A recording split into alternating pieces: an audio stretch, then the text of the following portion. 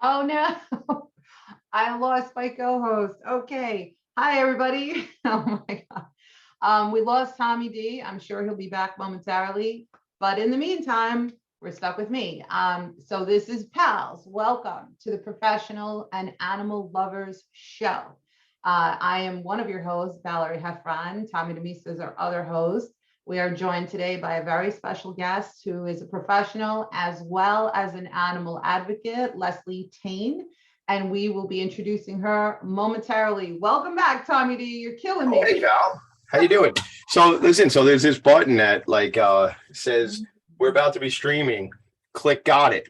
And if you don't click got it, but you click the little X, it knocks you out of the room. Oh, that's good to So, know. ladies Well, and thank you. gentlemen, public service announcement. If you are streaming live on Zoom and it asks you to say got it, just always say got it, and then you don't get kicked out of the room. I was I looking feel for like I just gave those instructions out before the show to our guests. I So what don't happened?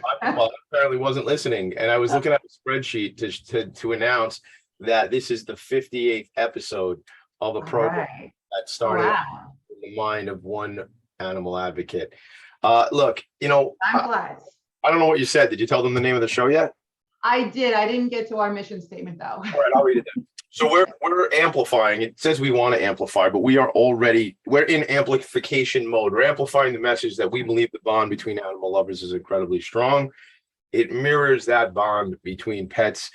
And I used to say pets and their owners, and I think that's what we say on the commercial here, but I think it mirrors that bond between pets and their pet parents. And I will say something to you today, Val.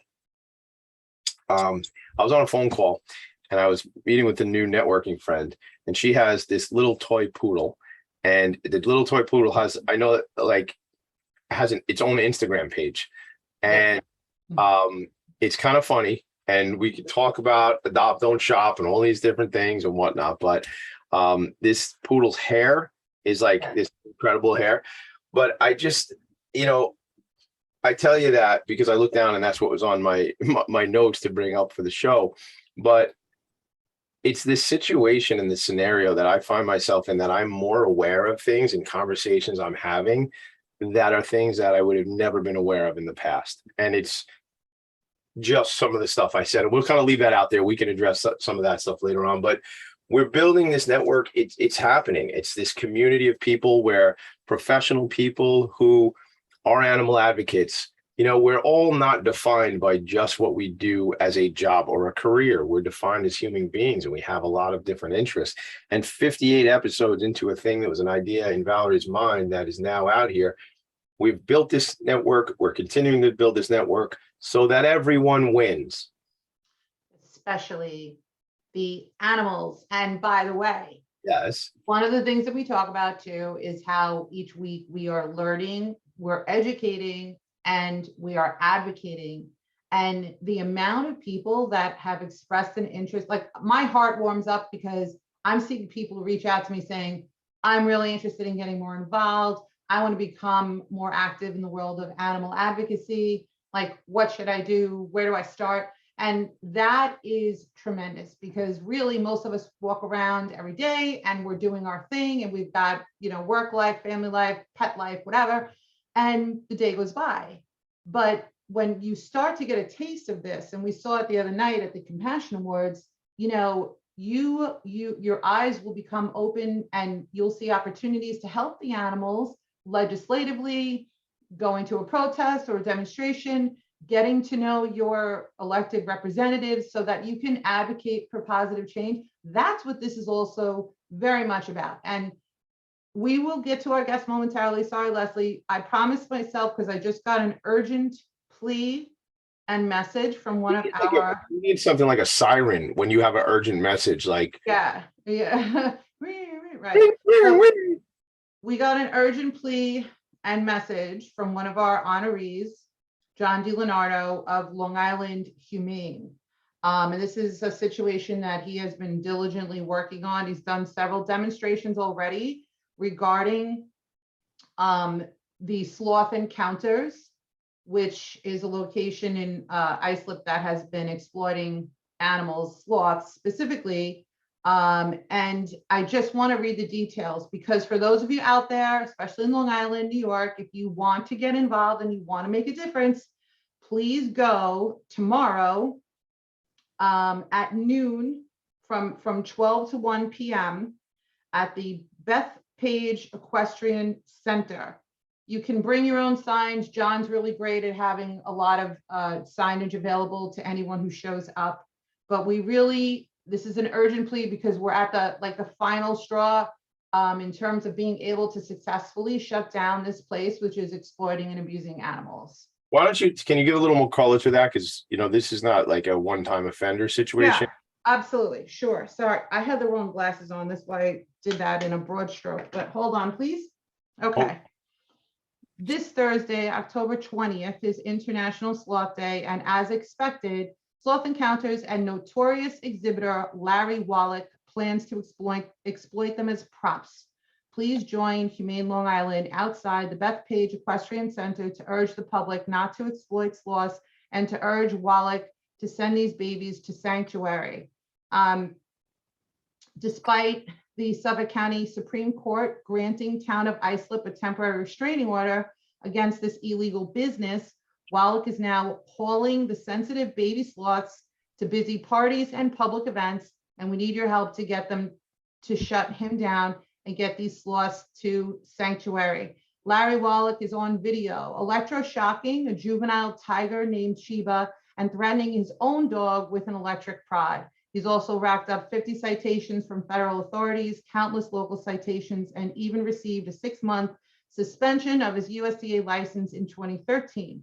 So this goes on and on. You can find this on Long Island Humane. Again, John DiLeonardo is a very well-known and revered animal advocate. He has managed to get laws passed. He's managed to shut down, circuses. We can always count on John for support when it comes to the animals. He saves tons. I can't even count how many animals he saved. And, he's asking us to show it for him. I can't be there tomorrow, but I will do everything in my power to round up more people for him. So, I just shared Humane Long Island's website to this feed on Facebook, but they have a Facebook page too. He's very active on Facebook, right? Absolutely. So look up Humane Long Island, John DiLeonardo. And again, I just want to say something, because if you're new to this information and you're new to what we're talking about here, and I certainly was new to this, think of it in terms of John's not a killjoy. John is not trying to put away the circus or put away Sloth Encounters because, he's not a fun-loving guy. In fact, he's got a great personality. I like John a lot. He's doing this to protect those who can't protect themselves. He's doing this to protect the animals who cannot protect themselves from people who are exploiting the animals. So if you don't know about circuses, we can do that on another show. I'm sure John will come back and tell us about that. But there's plenty of really cool circuses out there that don't have animals, and animals that are forced to do tricks and silly nonsense. So, all right, Val, anything else you want to say about tomorrow? No, I just really hope that people do get more involved. And if you can't be there, like I can't be there, please just spread the message and encourage others, because that is unfortunately what it takes. Most change does not happen overnight, especially when it comes to shutting down a business that's exploiting animals and or changing legislation or introducing new legislation. Doesn't happen quickly. So we need all hands on deck. Thank you, Valerie, for this public service announcement. Learn, educate, advocate. Learn, educate, advocate. That should be like our little thing, mantra.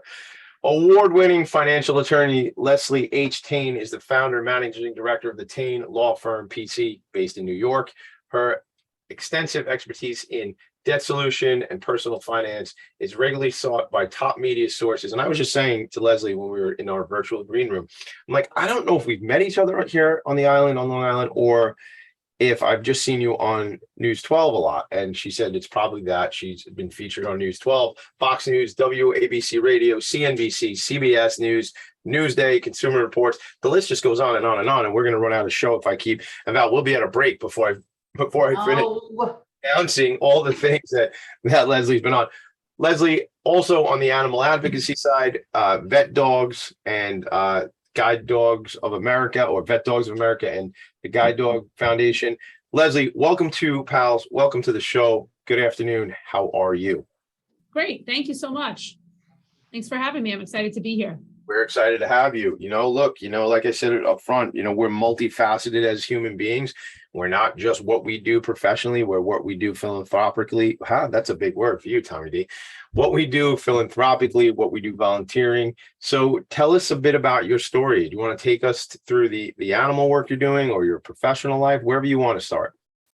We can either one. We can start on both. They're both extensive. So I'll start out as my profession. I'm an attorney. I've been practicing almost 25 years in the area of consumer and business debt resolution and alternatives to bankruptcy. So I started my practice over 20 years ago now, really focusing in on consumer-based debt, credit cards, student loans, and over the last a number of years at this point, we really focus a lot on business-related debt, merchant cash advances, modification, negotiation, litigation of those type of debts. Still do a fair amount of credit cards and student loans as well. I'm considered an expert in credit and debt, and I'm regularly featured on a number of television programs across the United States at this point. And I've written a book also called Life and Debt. It's a best-selling book, a fresh approach to financial wellness.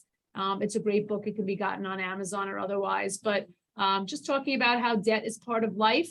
And the sooner we embrace it and make it work for us, the more comfortable we'll be with the financial ramifications of debt, which is, again, mostly part of our lives.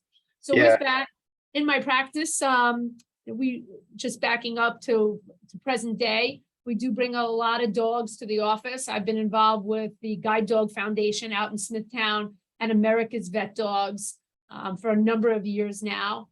I started that looking for a project for my daughter's bat mitzvah, and we started volunteering now well over 10 years. And at this point, I probably raised a good 100 dogs. And so I get stopped a lot about training. People always want to ask me if I'm a dog trainer. I just explain this is my volunteer work. And many times I'm also known as the puppy nurse, because I always have so many puppies all the time. That's my sweet spot. I really love the puppies from these organizations. But as I notice what these organizations do, they're fabulous organizations. I'm super passionate about their missions. And the Guide Dog Foundation for the Blind is for those who are visually disabled, can apply. The dogs that we breed in-house are given to those who are eligible for free. There's no charge. And America's Vet Dogs is for those who've been honorably discharged in the line of duty, service members and frontline workers for the military who, again, have been injured in the line of duty. And also, these dogs just completely change people's lives. So I'm really passionate and I'm really excited to be here to talk about it. Yeah, no, I'm so excited. So really quick before, I know we have to go to break, but we had a dog at the Compassion Awards the other night that's being trained. So there's a mortgage company, one of the mortgage companies that sponsored our event, Contour Mortgage. They are two things. They're paying for adoption fees for people who, like, if they're closing a loan or closing on a house or whatever, and they want to adopt a dog or a cat or a rabbit, they'll pay for the fee. But they're also now training a dog and want to become a therapy animal. And once he's ready, Champ is going to go to a veteran who would like a therapy animal. Awesome. Right. And in contrast to what we do with that, so we don't take in any outside dogs. The organizations breed their own. And then, so a lot of people do ask me that question. It's a good question. How can I get my dog involved in those organizations? And these two organizations don't take in the outside dogs. They breed their own. And therefore, we train them from very early on. And then they're matched with somebody with a specific disability and the dog's skill set in order to make that happen. So as Valerie mentioned, we do have to take a quick break, but I just want to give a quick shout out because you're quite a celebrity on the TV, but the CEO, John Miller of those organizations who I know here on Long Island is John's all over the place, right? Leslie, have you John is all over the place. Yeah. You must work closely with John. He's such a powerhouse nationally, probably internationally, but I know for sure nationally he's all over the place, right? He is. He's great. And he's done such great work for the organizations, and I'm a board member for both, so I do work closely with John, and he's terrific, and I can't say enough good things, and his leadership and has really helped to grow the organization and expand our reach across the country. So we're really proud to have John as our leader. Yeah, for sure. It's funny. I will go to break in a second, but I'll tell you, the fact that your daughter did some of this work for her bat mitzvah, I think is so special. My 11-year-old son is all about the dogs, and you know, I'm always, not that it's difficult to find great organizations that are working in the animal space, because there's many, but I think this is the one that he should get involved with. So we'll have to talk about that. I just turned off all my other friends who run animal related organizations. No, Right. we'll come back. We'll come back to all this, Leslie. We'll pick up the conversation where we were going and really kind of dive into some of the work that you're doing, both professionally and obviously as a board member and volunteer for these organizations. Be right back, pals. Are you a business owner? Do you want to be a business owner? Do you work with business owners? Hi, I'm Stephen Fry, your small and medium-sized business or SMB guy, and I'm the host of the new show, Always Friday. While I love to have fun on my show, we take those Friday feelings of freedom and clarity to discuss popular topics on the minds of SMBs today. Please join me and my various special guests on Friday at 11 a.m. on talkradio.nyc. Are you a conscious co-creator? Are you on a quest to raise your vibration and your consciousness? I'm Sam Leibowitz, your conscious consultant. And on my show, The Conscious Consultant Hour, Awakening Humanity, we will touch upon all these topics and more. Listen live at our new time on Thursdays at 12 noon Eastern Time. That's The Conscious Consultant Hour, Awakening Humanity, Thursdays, 12 noon on talkradio.nyc.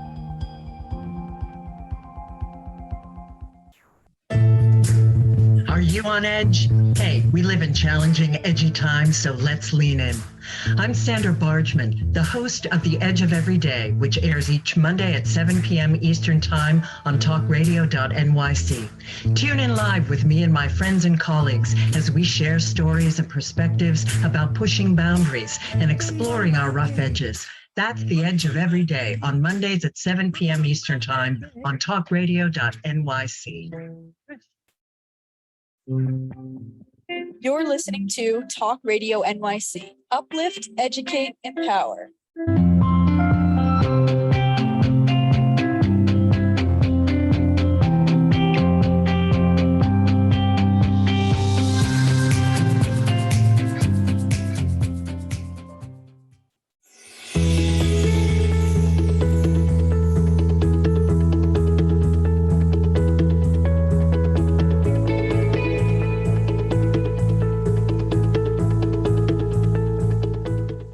And we're back. The show is called Professionals and Animal Lovers Show, or PALS for short. I'm called Tommy D for similar reasons. It's just better than saying my whole name. Valerie's here, the visionary behind this whole project we're on. Leslie Tayne is here. Listen to this. Member of the board of directors for America's Vet Dogs. Member of board of directors for the Guide Dog Foundation for the Blind. NSLS Law Services and Civil Legal Services. Suffolk Law Services? Is that what that is? Yeah, I was going to ask you that. My mother used to work there. She was a social worker there for like decades. Small world. Hang on tight, Val. I just want to read the rest of this and we'll go into that. Diversity Committee Task Force for both of the organizations we just mentioned. This is an organization very close to my heart. In fact, I'm going to be meeting, I'm going to see them on Sunday, Long Island Against Domestic Violence. They have their pet fashion show, which was puppy fashion show, which was postponed because of weather. And obviously she told us during the first segment, she's a puppy raiser for future service dogs. Leslie, we're jazzed to have you on the show. Val, your mom used to work at Nassau Suffolk Law Services, right? You were going to say. Yeah, the location in Hempstead for decades. But, you know, I also want to mention that my husband, this is before we met, but he was trying to train a dog he was part of the Lions Club. And are they associated with the Guide Dog Foundation, I think? They do a lot of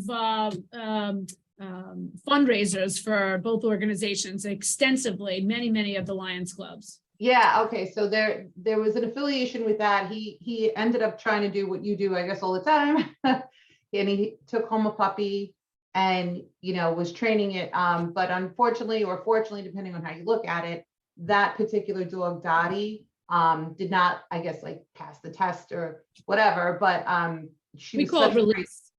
what's that? We call it release.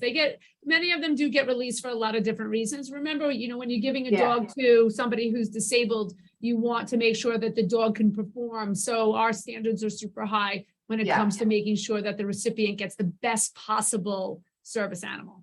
That's So all. basically, although she didn't, pass the muster or whatever on that, to become the actual therapy animal for the Guide Dog Foundation, she was such a great dog.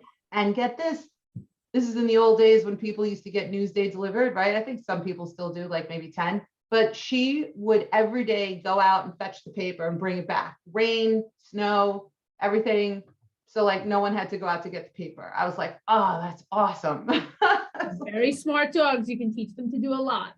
Yeah. So what are the other types of things that they do for the recipients of these dogs? What do they do? Turn on lights, or what are they doing? Oh, so depending know on the individual's needs, Yeah. they can pick things up, open doors, they can do alerts, medical alerts, they could, again, it really is very specific to the individual's disabilities, and that's screened again very carefully in the matching process with the dog, so that the dog is trained really well. So the training process, as you started to speak about, is extensive. We start the Yeah. training from about 4 to 6 weeks old, where they start to become socialized, and that's the first step. And very often those are puppies that I take out of the nursery after they're born and weaned from their mom. They go into a home like mine, where we start to socialize them and get them familiar with a home environment, and start to train them from making on command, which I can do in 1 to 2 days, believe it or not, with a 4 or 5 week Wow. puppy, 6-week-old puppy, and get them to sleep through the night, comfortable in their crates, eating, they're crate trained. And that's the beginning of the process of really just being comfortable with being touched and held and out for the first time in the world, and seeing things like an airplane for the first time or a bird for the first time, and just teaching them to be really comfortable with their environment. And then the next level training goes to a puppy raiser, who keeps the dog anywhere up to about 1.5 years, when the dog gets recalled for formal training. And then the dog would get recalled for formal training with our trainers at the Smithtown location. And there, that dog would be assessed at that point again to determine, where that dog is going to be headed, to a type of service. Many times, actually, we have a relationship with the federal government, and my first dog actually was taken by the ATF and went out to Arizona and became an accelerant sniffer for the ATF. And Wow. she was well decorated out there. And I have a great relationship with the handler. And they're actually on their second dog from the Guide Dog Foundation that the ATF picked up. So some of our dogs do end up in federal service as well for, like I said, in this case, it was accelerant sniffing, but there are other types of services that the dogs could go do. But so the training and the determination, it's a very expensive process. It's between $50,000 and $80,000 to train one of these dogs over the course of its lifetime. We depend solely on volunteers and donations for that. And we've been around a really long time now, and have a very successful track record, and we continue to grow. And it's just such a fabulous organization. Everybody's so dedicated and devoted, not only to our recipients, but of course, the dogs and their care as well.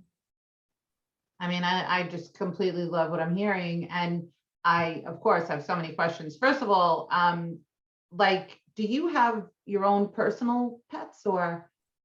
I have a lot of dogs. So Yeah. I have had up to 17 dogs in my own home. And I know that sounds crazy, but I had a breeder. So again, some of the dogs will go on what's called the breeder hold, where we're identifying certain dogs that we want to breed in the foundation. So those dogs go on breeder hold. And I have had 2 breeders And my first breeder had puppies, and she had 9 puppies in her litter. And after she delivered those puppies, they came home and stayed with me along with a few other dogs. So I have had many, many dogs in my home. And as you talked about with the dogs that get released, once that breeder retired, I have kept that breeder. I have a second breeder who's going to have puppies this week.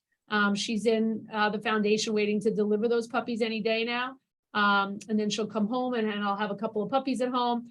And then I have some that have also been released from the program that went through training. And for one reason or another, one had elbow dysplasia. One had, so sometimes, it happens even in the best of the breeding process that sometimes things happen where there's an allergy or there's a fear on the part of the dog, or there's some sort of physical ailment, like my one dog Norton that has elbow dysplasia, and he had surgery for that. So so I end up keeping them. As I raise them, I end up keeping them, and that's how I ended up with 5 dogs. Oh my goodness. So it's a But lot. so the reason I was asking that, by the way, it doesn't sound crazy to me. It sounds like heaven. But anyway, like, Animal lovers and anybody from the foundation, that's nothing compared to what right. people from the foundation have. But the reason I was asking, I guess, is because I was curious about, like, do you feel that that is helpful to the training? I'd imagine socialization wise, that's probably a good thing to have other animals in the home. Or do you feel, does that impact their training in any way? Or so the young puppies, I'm going to say, I'm going to answer your question on a different level. So yes, my young puppies, when I get a 6-week-old puppy that's come right out of the nursery, that's never been outside and has only been with its litter, it's really comforting for that puppy that I have other older dogs. And those older dogs actually teach the puppy how to walk on a leash, because sometimes you'll put a leash on a 6-week-old puppy and that puppy doesn't know what to do. So when I put a leash on a puppy and then when I put a leash on a puppy and a leash on an older dog, all of a sudden the puppy is following the older dog. So very often, yes, I do find it very helpful when I'm training the younger dogs. But now that I have a number of older dogs, it's really a little bit of pack mentality. So taking in another older dog could complicate things a little bit, because there is a little bit of pack mentality, but so I don't always I don't take in for volunteer purposes any of the older dogs now, just the younger dogs. So I do find it helpful. Again, you have to be equipped if you're going to have. These are fabulous dogs. They're really well trained, and people come to my house and they're like, "Wow, the dogs are so well behaved. They don't bark. They don't jump on people. They know how to behave." And so with that, these are very well trained and well behaved dogs, and that does help the process when you have multiple dogs in one household. Yeah, I'd imagine so. I thought that, like, my dog Jovi was at our event last week, and I felt like he was not only really well behaved, but I started getting all these pictures from people that were sending me from their cell phones, whatever. And apparently all these people were posing with my dog. I was completely unaware. I used to Poor call the Barry. puppies like a chick magnet. Every time I had puppies and Oh, the yeah. sun was out or something, I'd be like, or my daughters, and they would take all these Instagram pictures with the puppies. I'm like, Yeah. they constantly love the puppy. They're total people magnets. And with that said, you talk about socialization. So our socialization is very structured, I'm going to say, because they're in training. So if they're wearing jackets, if you've ever seen a dog with a jacket or a coat on, that's a service animal. Those are animals that we ask the general public not to touch. So I'm very appreciative when people ask me, is it okay to touch your dog or pet your dog? And it's really a public service announcement that one should never let their children or otherwise pet any dog without asking the owner if it's okay, because you don't know the temperament of the dog. And certainly a dog that is being used for someone with a disability should never be interfered with ever. Those are working dogs. So we do try to educate the public a lot on the etiquette with that. So in terms of socialization, if the dog doesn't have the jacket on, then the dog is socializing, but we're also very careful about greeting and socializing on leash. With our dogs, remember that these dogs are supposed to ignore distractions. So they're being trained to ignore humans and other animals. So we do take them into public spaces so that they'll learn to not be distracted. But when I have a dog out in public, I still, no matter what, do not allow anybody to a pet or if they have a dog and they have a dog on a leash and they say, can my dog greet your dog? I generally say no to that because It's I great don't that know. they ask. It's great that I'm they so ask. thrilled that they ask. Yeah, because I remember not too long ago, there was some kind of a little farmer's market thing going on, and I saw a dog. I have to say hi to everyone with dogs, right? But I asked, the couple was sitting down, the dog was on leash, and I said, oh, what a beautiful dog. I said, is it okay if I pet her? And they were blown away that I asked, and they were so thankful. And they actually said, you know what, in a crowded area, she gets very skittish and she's kind of iffy. And I was like, no problem. You know what I mean? Like, but You did the right thing, and as Yeah. a dog owner and in part of the foundation, I'm so appreciative that people ask, is it okay? And you're right. When a dog is out socializing like that, if that dog's not used to being out, it could be stressed. And Yeah. a stressed animal can act in a way that it doesn't normally behave. So Right. it is important to understand. And as a dog owner, if you're taking your dog out into unfamiliar areas, the dog could be stressed and you may not even realize it, that something could set them off that doesn't normally set them off. So with that said, my general position with dogs, even in my neighborhood, is that I don't allow my dogs to greet other dogs on leash. And, I want them to behave in a particular way. So, I continue the training as they've had since they were puppies. And that has bred me very well-behaved dogs. And so you heard it here, because I know we have to take a break, but just remember, people, ask if it's okay. Ask permission. You wouldn't go up to someone's baby stroller and just start picking up someone's kid, right? Some people would, but that's the problem. That is a problem. That's the problem with human beings. We've learned on this show before, humans are really the problem most of the time. All right, we do have to go to break. Before we go to break, I shared the Guide Dog Foundation website. I shared America's Vet Dogs just now. I'm going to share the website on Facebook while we go to break, because there's an event coming up, Leslie, tomorrow, I believe, for dogs on the catwalk. Maybe we could talk about that when we come back. And then I have some questions about debt and about being a puppy raiser. Sure. So, we'll be right back. This is P.A.L. Are you passionate about the conversation around racism? Hi, I'm Reverend Dr. TLC, host of the Dismantle Racism Show, which airs every Thursday at 11 a.m. Eastern on talkradio.nyc. Join me and my amazing guests as we discuss ways to uncover, dismantle, and eradicate racism. That's Thursdays at 11 o'clock a.m. on talkradio.nyc. Are you a small business trying to navigate the COVID-19 related employment laws?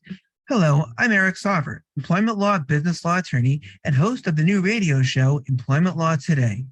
On my show, we'll have guests to discuss the common employment law challenges business owners are facing during these trying times. Tune in on Tuesday evenings from 5 p.m. to 6 p.m. Eastern Time on talkradio.nyc.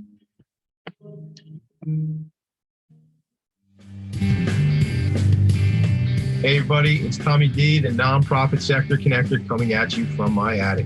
Each week here on talkradio.nyc, I host the program Philanthropy in Focus.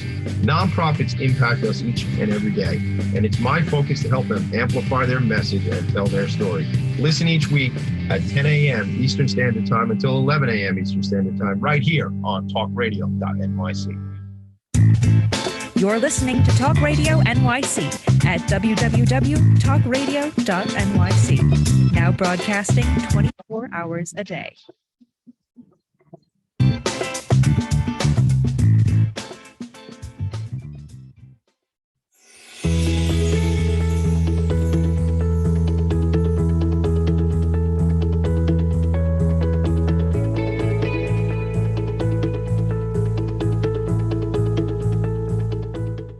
And we are back. Can I ask a quick question? Sure you can. I was going to sing a song, but go ahead. Even better. I'm sorry. No, I'm kidding you. All right. Before I forget, I want to ask, where is the location of that event? It almost looks like a farm. Which event? The Guide Dog Foundation event, the one for tomorrow night? Yeah, where is that? Oh, that's in, no, that's at the, in Bethpage. Heritage Club. No, Val, there's a second. What was I looking at? It's a scrolling on the website. It keeps Oh, scrolling. So I'll share. Yeah, I don't know what this farm is, Leslie. There's a, yeah, where's that? can you see our screen, Leslie? That's just a picture of one of our dogs in training that was at visiting a farm, but that farm is not related to the event. We don't. I will find out. Foundation does not have a farm that I'm aware of. Okay. I'll find out about where that farm is, and when you're back on Long Island, we'll go to the farm. And at the very least, since I'm a board member of Horseability, we certainly can go out to Horseability to the farm. Yeah. But I will tell you, since you're bringing up farms, our friend Eileen Shanahan texted me earlier today, and she had mentioned that she's one of the honorees at Canine Companions event, which is they're honoring Eileen from Warrior Ranch Foundation and 3 veterans at the inn in New Hyde Park on November 9th. So we're gonna woohoo, get the pom-poms out. We're gonna promote that. And if we can get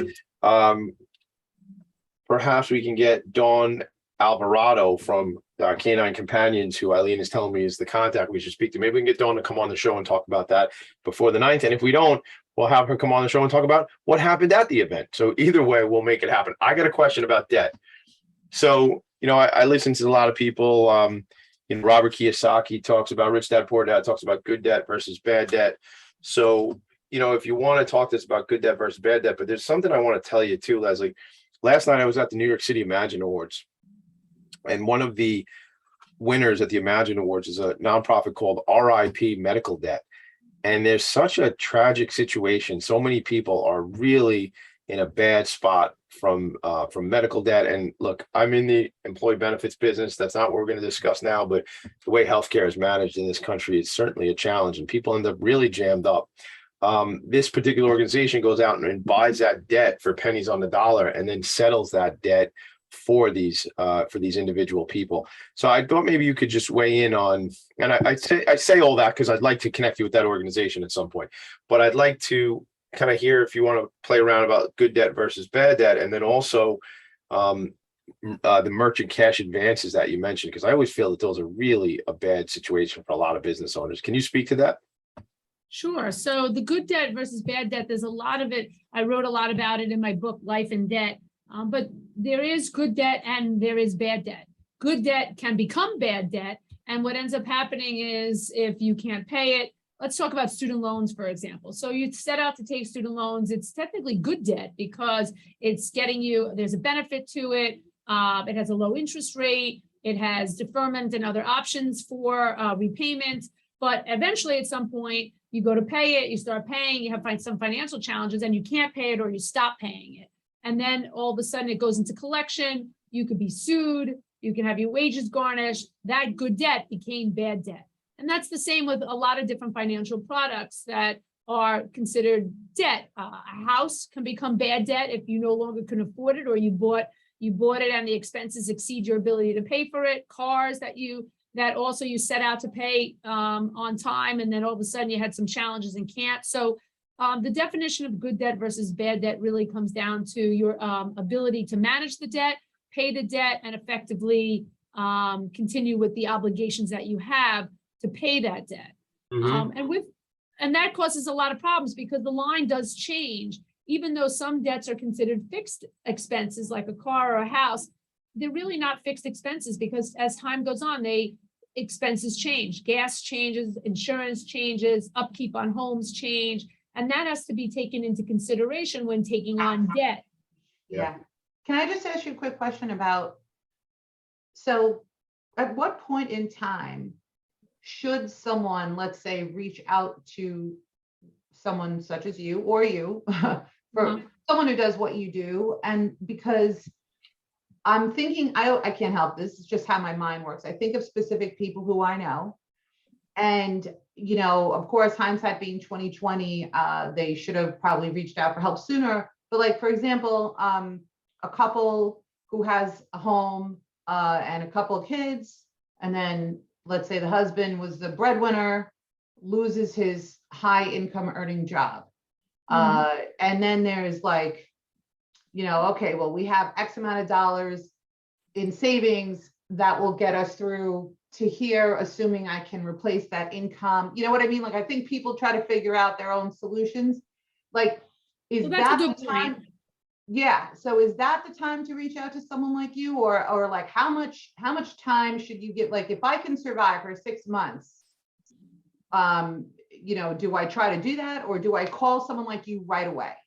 So most people say to me, I wish I went to you 9 months ago. That's So, what I'm saying. and Yeah. that's generally what happens when people come to me. So they look at me later as a last resort. The initial knee-jerk reaction is, how long can, like you said, how long can we make it on savings? How long can we go on credit? Should we sell things? Should we, there's a lot of knee-jerk reactions to debt and to the limitation of funds and money. And it doesn't have to just be denial. Sorry to interrupt. I think there's also like denial and also like depression or something like that. So there's definitely an emotional impact to what happens in the loss of income or limitation of income. And there's a lot of trauma. And with trauma comes sometimes the inability to act. So there's a lot of psychological aspects of it. And I'm not a psychologist, I'm a licensed attorney, but very often I've been known as a debt therapist because there is a lot of pieces to the puzzle emotionally that go along with it, and making the decisions financially, which should be made more of a business decision, often get made emotionally, and that's where the mistakes are made. Here I am I come in at a lot of different phases. Ideally, I want to be on the phase of, I think I can foresee a problem. Hopefully things will change, but at that point, that's when I want someone to consider me. That is not realistic. That's just not how human nature is. And in 25 years of doing this, that's not what I see. What I end up seeing is a snowball of tried all different options, and then they run out of money. So one of my goals is to help preserve the savings and work through some of the financial issues and the debt issues in order to preserve the savings and assets as long as possible. Very often people will liquidate all their assets from savings, retirement accounts, and they'll come to me when they're just about out of money and say, now what do I do? And if I could rewind the tape, I would give advice and say, really come to me before you take that money from the house, before you take the retirement money, before you go through your savings. That's the time to come see me. Even if you're not hiring me for long-term debt resolution, you can come to me as a consult. In some cases, it's free. In some cases, if it's extensive, there's a fee for it. But with that said, to do so really could make or break some of the decisions that an individual or family or business owner has. And I can end up saving. I can save a business. I can keep people above water. There's a lot of things that I can offer in terms of solutions and strategies to manage money and the limitation of money, to avoid what will come from not being able to pay the bills, which is litigation, lawsuits, garnishment of wages, frozen bank accounts, loss of property, foreclosures, loss of income. I mean, to deplete your savings now or your retirement savings now is generally not advisable because most investments are down. It's not really the time to take out money or refinance your house. A jumbo loan, I just was talking to somebody last night at an event, and they were telling me it's at 6%. I mean, that's just crazy. Just 2 years ago, we were at 2%. So it's not the time to refinance and pull money out. It's the time to put money into savings and to look at different ways to be creative. And sometimes it takes somebody like me just to open your eyes to what could be and what the results could be by making different decisions. That's great stuff. Yeah, we are going to go to break in a second, but I would just like to put something out there because, I graduated high school in 1996 and I went to Nassau College for a couple of years and then kept my college career going after that. But, it was funny back in the day that credit card applications were all over campus. They were up on bulletin boards.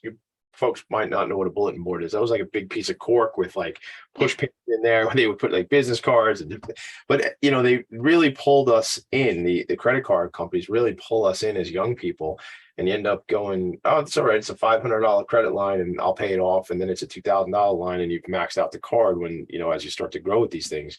And certain members He of my did, family. but they can't do it anymore. They changed the law on that, Yeah. so they can't market to students. Right. But they to that did, extent. we're peers, you and I mean, you remember these times, or you heard of, I got a bottle of soda for a credit card when I was in college. I was thrilled about that. that stage, it's all t-shirts and So free food in college? I'd say, here's the thing, I just think if you're a consumer, which we all are, because in this capitalist society, that's how it works, make a consideration. Pause before you buy that thing, those sneakers, those jeans. All my capitalist friends are going to come after me for this one, but I think they just don't realize, like, the ad agencies and the marketing companies are setting us up to buy more and more stuff and put So it I'm on. gonna say to that, it really comes down to you control over yourselves and your own boundaries. And there's a lot of marketing to people these days, especially through social media. The key to knowing what you can buy is really through budgeting. And even That's though, what I was gonna say. even though it's a dirty word and a lot of people don't know how to do it, and understandable that they don't know how to do it. Again, in my book, Life and Debt, it talks about budgeting 101. Really, you can go old school and just write it down on a piece of paper, but knowing what comes in and what you have available to spend money on will allow you to be a more educated consumer and limit your exposure to potential debt. 100%. That's great stuff. Yeah. And look, maybe you don't need that thing. Why don't you give it a day or two to figure out if you need the thing? That's what I'm going to put on that. Because I'm with you on the budgeting, Leslie, but when we got credit cards in our pockets, sometimes that we have all this outstanding opportunity to spend money, it gets, and you see the shiny new thing, sometimes people still want it. And I don't think our kids, know that enough, and you know what? Strike that. I know plenty of adults that don't get that.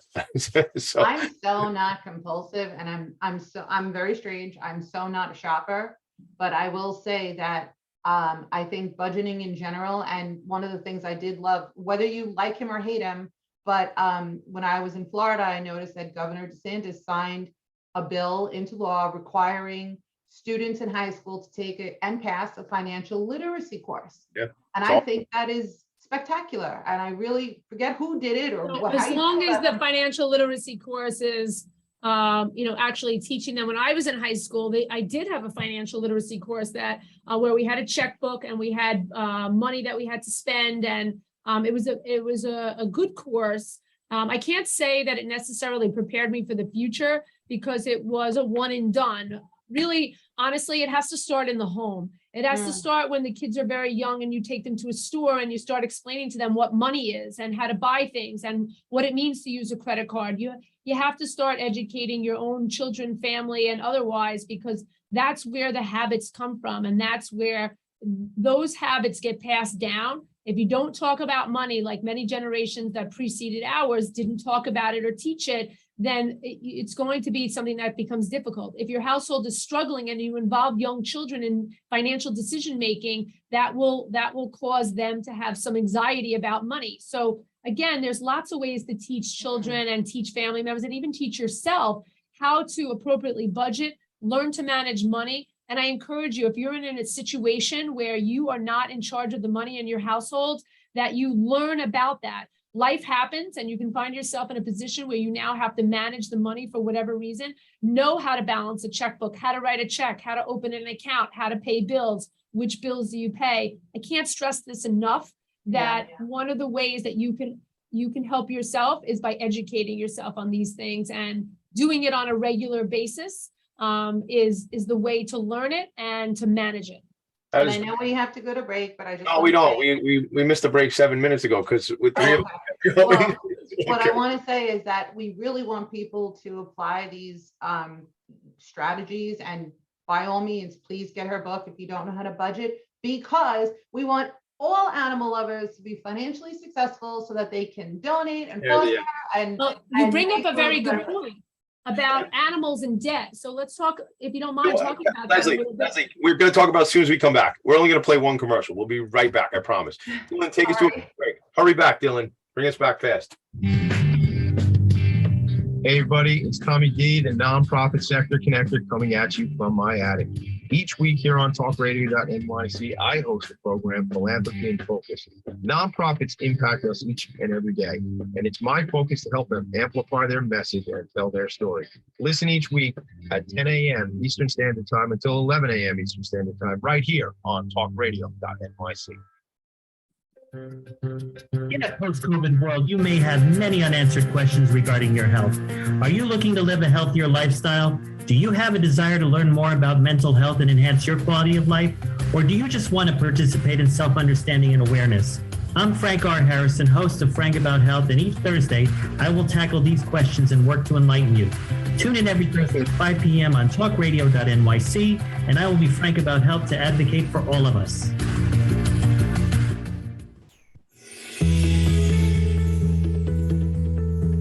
Calling all pet lovers. Pet Avengers, assemble! On the Professionals and Animal Lovers show, we believe the bond between animal lovers is incredibly strong. It mirrors that bond between pets and their owners. Through this program, we come together to learn, educate, and advocate.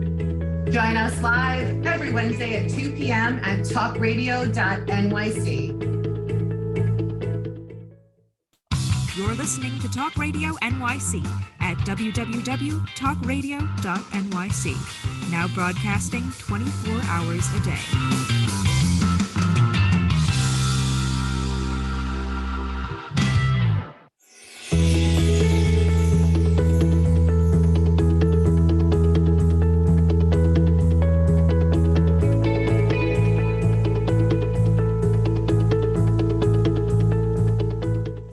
All right, picture this, Sicily, 1932. No, forget that. That's Sophia from Girl Girls. Picture this. You get yourself jammed up, you get yourself in some debt, you're an animal lover, and you go, who can I use? What's the right resource? Who's that attorney that can help me with this? And it's all about the animals. Well, the answer is Leslie Tayne, author of Life in Debt. I just showed it on Amazon. Not that we're big supporters of Amazon, but how do you get away from them, right? So you can get the book on Amazon. Leslie, go right back where we were. Please continue. We were talking about debt and animals and for pet owners, you could easily fall into a cycle of financial challenges from the needs of your pet. And while I stress very strongly that if you're having financial struggles, that you try to negotiate with the vet, to pay some of the bills, being a pet owner is something to consider when you're having financial challenges, and that if your pet needs specific veterinary care, it can be very, very expensive. And it's unfortunate that that's the case. I always say that I wish I could be like the guy out in Colorado where I was a vet and I could just open up and have a sliding scale, and whatever you could pay to bring your pets in so that they can get the care that they need. But with that said, where we live on Long Island, it's a very expensive area, and veterinary care is very expensive, but the needs of the animals are really important. So there are some not-for-profits and opportunities to get your pets help. And be aware that if you're struggling financially, it's probably not the time to take on a pet, even a free pet, because at some point in time, they could need veterinary care, and that could be very expensive. So just be prepared for something like that. And I do see sometimes clients that come to me with tremendous credit card debt from having to have paid for veterinary care. And unfortunately, listen, I understand the needs of the animals is really important. And as pet owners, we'll go to any degree to make sure the animals are well cared for. But be aware that it's not something to take on additional responsibility if you're having some challenges to begin with. It's also just that I notice in general, right? Animal lovers, and especially people who are involved in fostering and, rescuing. And there's a lot of smaller rescues that are not really well funded, but the people with the biggest hearts oftentimes will get themselves into some financial distress because they're spending all this animal money on the animals. And not only that, not only their own, then they're sending donations to all these fundraisers all over the place. And it's hard, it's impossible. I mean, of course you want to donate to every cause. How do you say no to an animal that needs surgery, to an animal who, got hit by a car, or to a woman who pulled in 20 cats from a colony that, need to have shelter or whatever? It's very difficult, but that's back to the budgeting. that's where that comes in. Budgeting and emergency funds and putting away, or a pet fund. You can call it any fund you want, but being able to put money away in a savings account in case your pet has specific needs is really important. Remember that if you can't afford a pet, looking to volunteer, like at the Guide Dog Foundation or America's Vet Dogs and puppy raising, our animals are all the vet care for our animals is paid for by the foundation. So if you raise a puppy for our organization, all of the vet care is paid for. So you can have, and if you need boarding, if you're traveling, you need boarding, we take the dog back and can place it in another volunteer's home. You could be a temp also. If you want to have a pet, you don't have the budget, you can temp dogs where you go and take a dog for 2 weeks that needs a temp home. So you could get the benefit of having an animal in your home to love and care for and be there with, but without the financial responsibility. So there are volunteer opportunities. New York Bully Crew also is always looking for dog walkers. I love that organization too. There's lots of organizations that look for people who can come in and socialize with the animals. So you can get the best of both worlds, even if you can't afford to bring in an animal in your own home. And you're doing something great for someone else down the road who's going to need the services that those animals will provide. And I love that, because people ask me all the time, how do you give up the dogs? How do you give the puppies back? So I look at it, first of all, they're not my dogs. So I don't look at it the same way anymore. And I do have a high volume and access to the dogs. But with that said, I do get attached to them and I love them so much, and I kiss them and hug them and hold them and play with them. And in the hopes that when they eventually get to the person that they're going to be taking care of, that they're going to give that back to the person that the foundation I gave them will be the basis of the future that they give to the recipient of the dog. And it's an amazing process. So you could be part of that. I mean, we're always looking for volunteers. So are you and lots of organizations. Is that foundation nationwide? We are really mostly, we have clients that come in from all over the country, but our physical location at this time is on Long Island. So, you can raise a dog in different areas. So even if you don't live on Long Island, there are opportunities to puppy raise in other areas. But depending on where you live, I would recommend reaching out to the organizations and apply right online as a volunteer. And they'll screen you. But again, so when we tie it back into financially, there's no financial obligation as a volunteer. All it is your time, and time is there's no way to put value on the time that you donate to any organization that could use your services.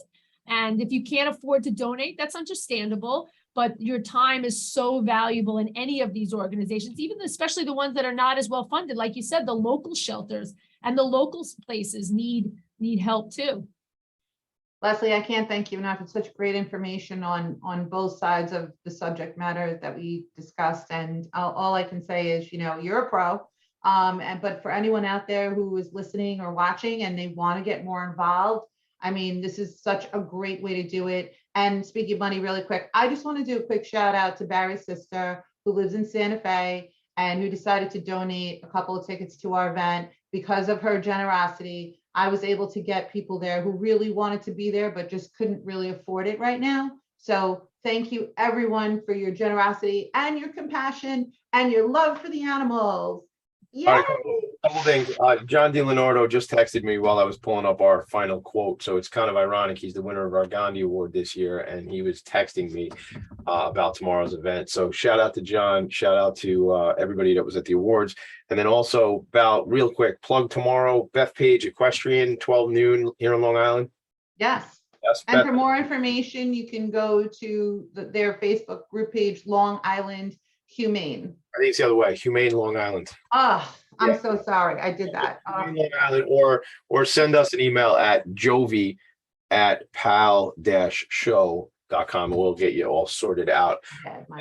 So in his total commitment to nonviolence, Gandhi always included the animals by stating the greatness of a nation and its moral progress can be judged by the way its animals are treated. Make it a great day. Thanks, Leslie. Thanks, P.A.L.